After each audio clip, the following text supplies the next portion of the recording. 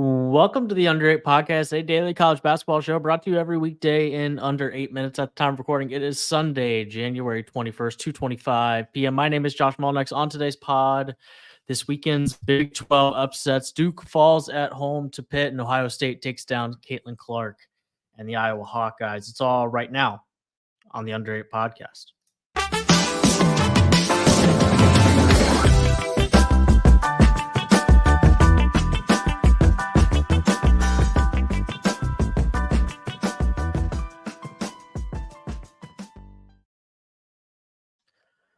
Josh Doering is here with me. Josh, it was a tough weekend to be a top 10 team in the Big 12. Kansas falls to West Virginia. Baylor falls to Texas. Let's start with the Jayhawks. 91-85, the final score. And putting up 85 for the Jayhawks and losing to West Virginia is a tough way to find a loss in that column.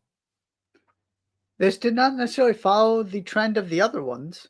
Right. Which I guess is a positive. Yeah, you gave up 91 points. I mean, Johnny Furphy and Nick Timberlake had 25. We've been waiting for this game all year. Right. And you lost to West Virginia, who is the second worst team in the Big 12, it looks like. So I went to check defensive KenPom metrics because it always feels like Kansas is top 5. Mm-hmm. They're down to 26th. And we've mentioned this a couple times before that sometimes you just watch them. And considering how good of a defensive trio DeJuan Harris, Kevin McCullough, and KJ Adams are, it just feels like they should be able to guard people better. And certainly that did not happen in this game. Raekwon Battle had 23 and 9. And all 8 guys who played meaningful minutes for West Virginia stuffed the stat sheet in some way. Mm-hmm. The bench was fantastic. It wasn't like it was a one-man show here for West Virginia. Everybody had a good day, and that is not a good sign, obviously, if you were the Jayhawks. Yeah, I don't have a ton to add there. I mean, the first thing that jumps out at me here is, once again, DeJuan Harris is basically a 0 in the offensive column. And with all due respect, if West Virginia's backcourt is going to combine for upwards of 40 and you're going to score 4 points, I'm not totally sure what the point is. And I know it's not that simple, but this happens too often. And you know, the other guys were fine. And like you said, Furphy and Timberlake combining for 25, you should beat anybody in the country when you get that kind of performance from those two guys, because we've been screaming about that all year, about Kansas having 4 really dependable guys. Not saying that DeJuan Harris is dependable. I just think he's flawed. And when you got more than enough from the guys we've been asking to get something from, you probably shouldn't lose to 7-11 West Virginia, 6-11 West Virginia, now 7-11 West Virginia. That's not exactly where you want to be. Last thing. Every single road game Kansas plays the rest of the season is against a team currently atop the Big 12 standings, that team being Kansas State, or a team that is currently ranked as of Sunday afternoon before this new AP poll comes out. They had 2 easy road games. They lost them both. It's that simple. Yeah. So now you're going to Hilton Coliseum. And I don't remember all of them. I do think I still do. I can pull it up quickly. I mean, it's the way that they're playing on the road right now. Yeah, here we go. Here are your road games: Iowa State, Kansas State, Texas Tech, Oklahoma, Baylor, and Houston. Sure. Now they're going to win a lot of games at Fog Allen. They'll probably win a couple of those. But this could easily end up deciding, or at least taking them out of the Big 12 title race, that they did not get the 2 road wins you should have had against West Virginia and UCF. That was the last thing I want to throw out there. Texas, 75. Number 9, Baylor, 73. Texas put up 42 in the first half. Felt like they couldn't miss, mostly because they actually couldn't miss. And we're only up by 1, and you thought, there's no way that Texas is going to win this game after that performance in the first half. And they're only up 1. They win the second half by the exact same margin. They win it by 1. They win 75-73.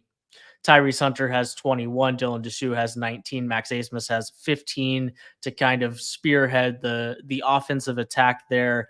Caden Shedrick, 10 points off the bench in 16 minutes. And a Texas team that had inspired precisely nobody in the first 3 months of the season gets a very nice win against a top 10 team at Baylor. Yeah, huge to get this thing back on track for Rodney Terry. Huge to get a notable Big 12 win. You mentioned the shooting. That was really Baylor also shot the lights out in the first half and only gave up 75 points. So it wasn't like the defense was terrible from the Bears either. The only other, I mean, this is a game that you lose sometimes in the Big 12 because despite Texas's struggles, it's still a very good basketball team that plays in a very, very good conference, you know. The one thing I do want to bring up from a Baylor standpoint, because I just brought it up with Kansas, that is 2 teams in a row that you easily could have had. And we're talking about the Big 12 very differently if Baylor wins those 2 games. Instead, they lose it. Tyrese Hunter goes down the floor, hits the layup to win it. They're still very much in the title race, obviously. But again, if they end up sharing, if somebody else ends up winning, if you're Scott Drew, you look at these 2 games and you wonder what could have been. Yeah, on the Texas side, they're now 2-3 after losing to West Virginia and UCF in consecutive games. This win at home was a very important for there being any sort of dreams of a nice Big 12 record. It could have snowballed really fast because you go on the road to Oklahoma, you go on the road to BYU, then you're back home for Houston. That's a losable game, of course, and then you're on the road at TCU. So the next 4 games were 3 away games and a home game against the number 1 team at KenPom. So it could have, 2-3, and even, and of course, if you lose the next 4 and you're 2-7, it's not like that's any better. But being 2-3 going into that stretch of games instead of 1-4 feels very different for Rodney Terry's Longhorns. Anything else from the Big 12? No, let's just keep rolling. Pitt 80, Duke 76. The Blue Devils, yes, without Jeremy Roach, without Mark Mitchell, but you would still think that you would be able to come away in Cameron Indoor Stadium with a win over the Pitt Panthers. That was not the case. Blake Henson, 24 on 8 of 10 shooting from the field. He was 7 of 7 from the 3-point line, which is just a preposterous stat line there. The rest of the team was 3 of 13, but Blake Henson brought his shooting hands to Cameron Indoor, and that was the performance along with Jalen Lowe, who had 17. That was enough. Put up 80 in Cameron Indoor and leave with a win. It is worth mentioning that Duke won the other meeting between these teams 75-53 all the way back on January 9th. I mean, that is what makes this stunning, is the dramatic turnaround here. Mm-hmm. I'm not freaking out about this. Yeah. Jeremy Roach, Mark Mitchell, very important. Changes everybody's roles. You're relying on the freshman way more now. That's part of this. The other part of this is the shot making from specifically Blake Henson, but also Jalen Lowe, was unreal. Like you said, Hinton was 7 of 7 from 3, and he didn't take easy ones. Mm-hmm. It was a lot of, well, we're not going to get a good shot, so I might as well just let it fly. There's a reason he went up and stood on the table in front of the Cameron Crazies after this game. It was one of the more, of course, he didn't score 40 or anything, but truly one of the more impressive individual performances from a shot-making standpoint I have seen in a long, long time. And anytime they needed an answer because Duke made a run, Duke made a play, one of those 2 guys came up with it. Lowe hit some free throws at the end. There's part of me that just wants to go, I don't know what you're supposed to do when guys are playing that well. They just made every shot that they took. It was incredible.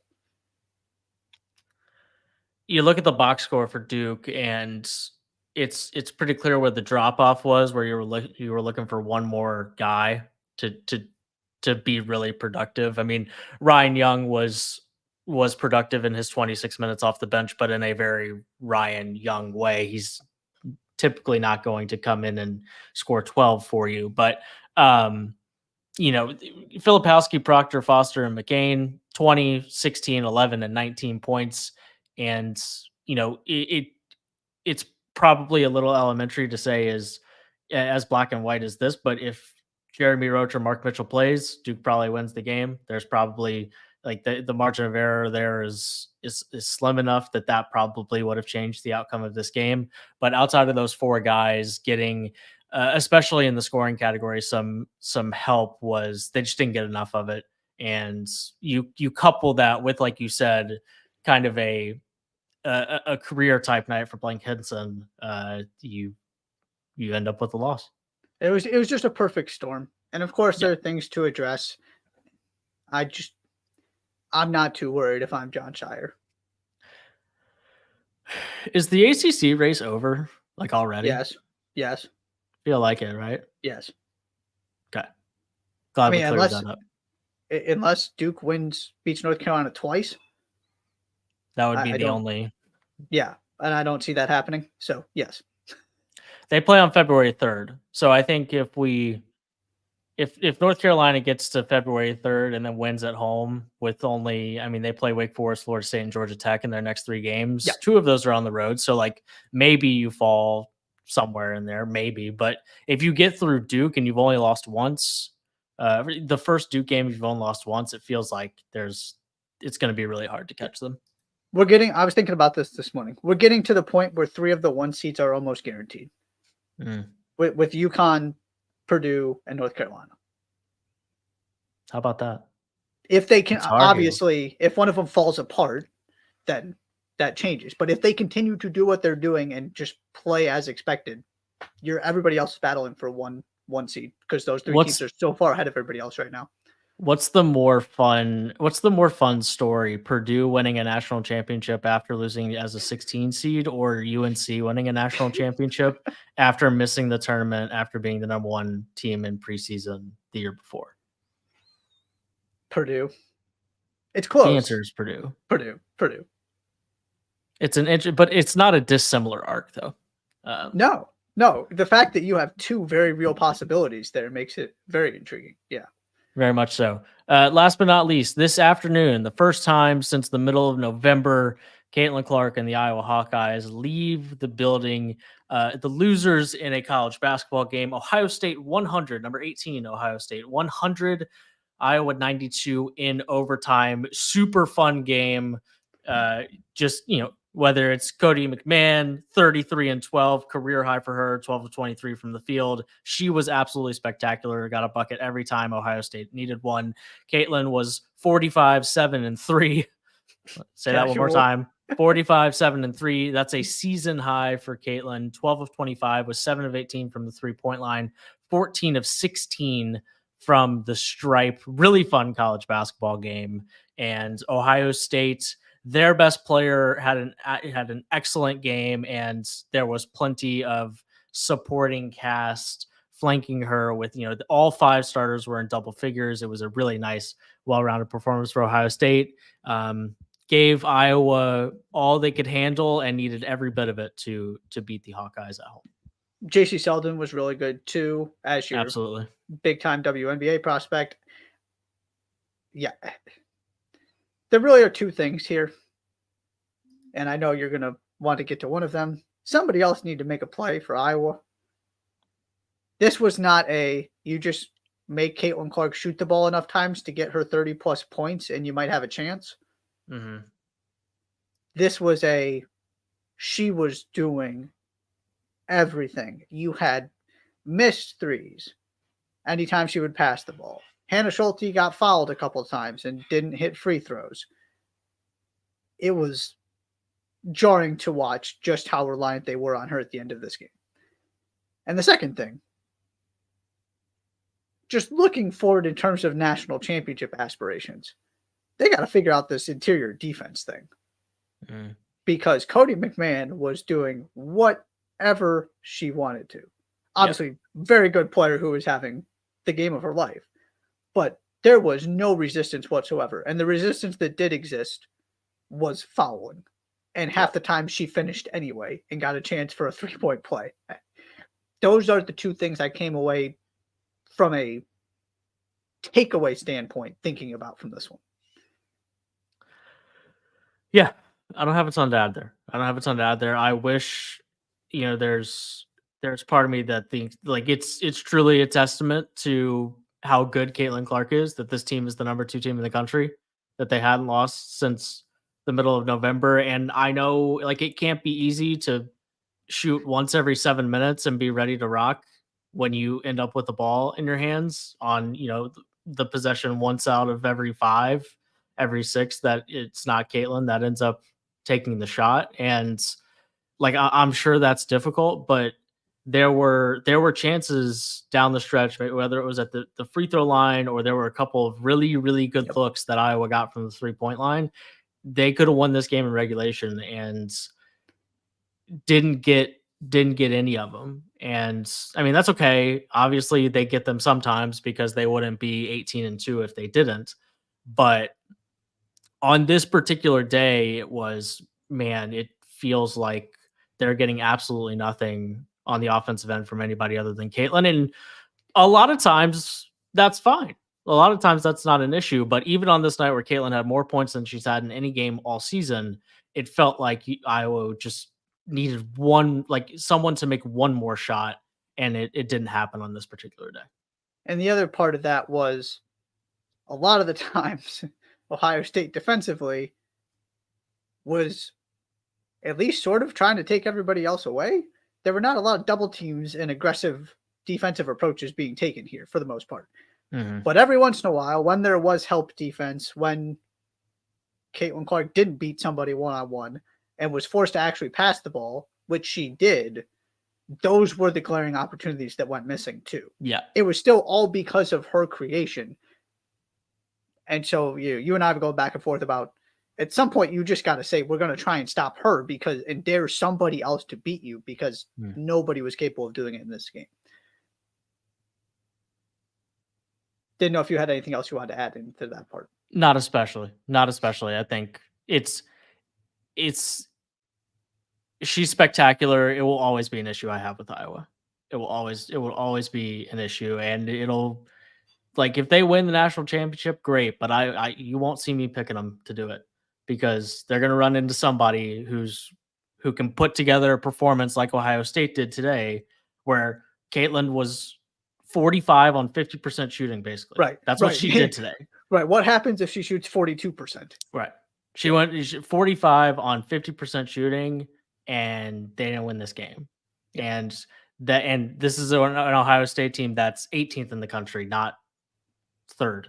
Now, granted, 15-3, 6-1, obviously a very, very good basketball team, but in theory, there's another level that other teams are at that Iowa's probably going to have to beat one of those teams once we get to the tournament, and I will wait to see them win 6 in a row against the other best teams in the country before I pick them to win the national championship. From a Big Ten title race standpoint, also massive implications here is now you've got a 3-way tie from the 3 teams that seem to be the class of the conference. And so looking forward, Iowa gets a rematch against Ohio State, regular season finale. Potentially Caitlin Clark's last game inside Carver Hawkeye Arena. That'll be something if that ends up being for a Big Ten title. There's also a return game to Bloomington on February 22nd. So you do have 2 matchups here that if Iowa wins both of them, Iowa's going to win the conference. But we're going to have to wait late in the season too, because there's every chance that these 3 teams basically take care of business against everybody else, and it's going to come down to head-to-heads. And so far, obviously Iowa's got to win over Indiana. Iowa lost to Ohio State. They're going to get to play both teams again. So this is at least setting up for an intriguing Big Ten title race that 24 hours ago looked like it might not be that intriguing if Iowa had come away from Columbus with a win. Indeed. Anything else from the weekend? Yeah, on a typical I guess, day, but even probably a typical weekend, we would talk about the fact that Colorado played both USC and UCLA, two top 10 opponents in the span of 48 hours, or the Mhm. fact that Creighton and Seton Hall went to triple overtime and Creighton nearly blew it a couple times but found a way to win. But there were too many other things to happen, so wanted to at least acknowledge those. We'll talk about some of that when we get to our poll reactions on Monday. Indeed. That'll do it. We'll talk about polls tomorrow and whatever else we can get into on a Monday that I'm guessing is relatively light. Cincinnati and Kansas. That's a good one. That's an interesting one. Wes Miller has a good team in Cincinnati this year. So we will get into whatever there is to get into tomorrow. Until then, thank you so much for being here. We will see you tomorrow afternoon. That's the Under 8 podcast for Sunday, January 21st. It is 2:46 p.m. Be sure to subscribe to the podcast wherever you listen to your shows. Follow the Under 8 Pod on Twitter, subscribe on YouTube, and we will see you tomorrow.